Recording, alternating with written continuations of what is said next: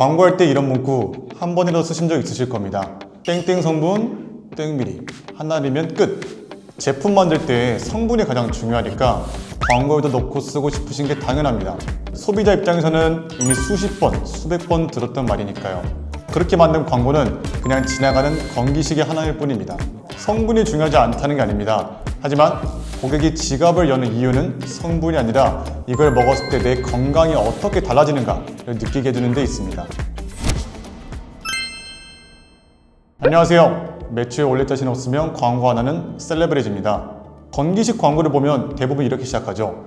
이 성분은 어떤 기능이 있고 하루 하나만 먹으면 어떤 효과가 있다. 그런데 이런 광고가 정말 매출이 잘 나올까요? 아닙니다.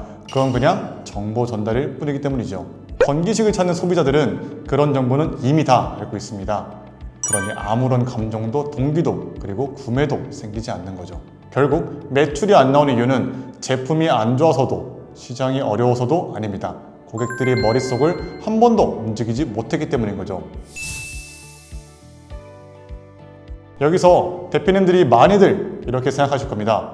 요즘 고객들은 다 따져보고 사는데 성분 얘기를 안 하면 안 되는 거 아닌가요? 맞는 말입니다. 요즘 소비자는 예전보다 수준이 훨씬 높아졌고 성분 비교도 하고 리뷰까지 꼼꼼하게 찾아보는 시대죠. 하지만 핵심은 바로 순서입니다. 소비자가 성분을 비교하는 건 이미 관심이 생긴 이후의 행동이에요.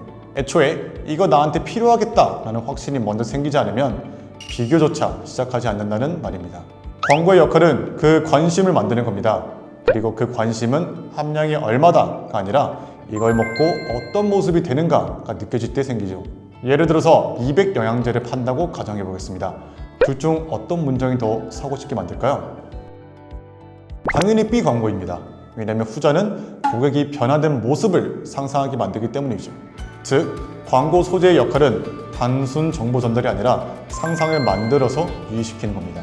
그리고 그렇게 유입된 사람들에게 납득을 만드는 역할은 상세 페이지가 하는 거죠. 그런데 여기서 한 가지 주의할 점이 있습니다. 관심을 끌기 위해 자극적으로 가는 건 단기적으로는 효과가 있을 수 있지만 결국에는 브랜드 자체를 무너뜨립니다. 이거 먹고 일주일 만에 5kg 빠졌어요. 이런 광고들 한때는 잘 팔렸었죠? 하지만 지금 그 브랜드들 거의 다 없어졌습니다. 사람들은 광고에 혹해서 한 번은 사지만 직접 먹어보고 납득이 안 되면 재구매를 하지 않기 때문이죠. 문제는 여기서부터입니다. 재구매가 생기지 않으면 브랜드의 신뢰 자체가 생기지 않습니다. 쇼핑몰이든 자사몰이든 결국 지속적으로 운영되려면 다시 사는 고객이 꼭 있어야 하고 그 고객이 남긴 리뷰와 입소문이 쌓여서 브랜드 기반이 생깁니다. 그런데 이 기반이 만들어지지 않기 때문에 3개월만 반짝하고 사라지게 되는 거죠. 왜냐면 신규 고객에만 의존하게 되는 매출 구조가 만들어지기 때문에 매번 한 번 사고 떠난 고객을 대신할 새로운 고객을 비싼 광고비를 들여 데려와야 하니까요. 그리고 이런 구조는 광고를 멈추는 순간 매출도 멈추게 됩니다. 절대 발생하면 안 되는 상황인 거죠. 반대로 재구매가 만들어진 브랜드는 후기와 입소문을 쌓여서 광고의 유입이 늘어나고 재구매만으로도 매출이 유지되기 때문에 광고 효율도 좋아지는 선순환 구조가 만들어지겠죠. 재구매에 대해서는 저희가 자세하게 정리한 영상이 있으니 참고하시면 도움이 되실 겁니다. 그리고 마지막으로 건강기능식품 광고에서 절대 빼놓을 수 없는 게 있죠. 바로 테스트입니다. 많은 대표님들이 광고가 안 나오면 이렇게 생각합니다. 세팅이 잘못됐나? 타겟을 다시 잡아야 하나? 물론 그런 것도 중요하지만 광고 성과를 진짜 갈아놓는 건 테스트 양과 질입니다. 광고는 한 번 만든 소재로 끝나는 게 아니라 어떤 문장이 클릭을 잘 유도하는지 혹은 어떤 이미지가 스크롤을 멈추게 하는지 어떤 구성에서 구매까지 이어지는지 이걸 계속 실험하고 검증하는 과정입니다. 매출이 잘 나오는 브랜드들은 공통점이 있습니다. 소재, 반응 확인, 개선, 그리고 다시 테스트 이 사이클을 끊임없이 돌립니다. 한 번 만든 광고를 절대 믿지 않죠. 그리고 이 테스트는 소재만의 문제가 아니라 상세 페이지, 리뷰 구성, 콜투 액션 구성 이런 세세한 부분까지 모두 실험 대상입니다.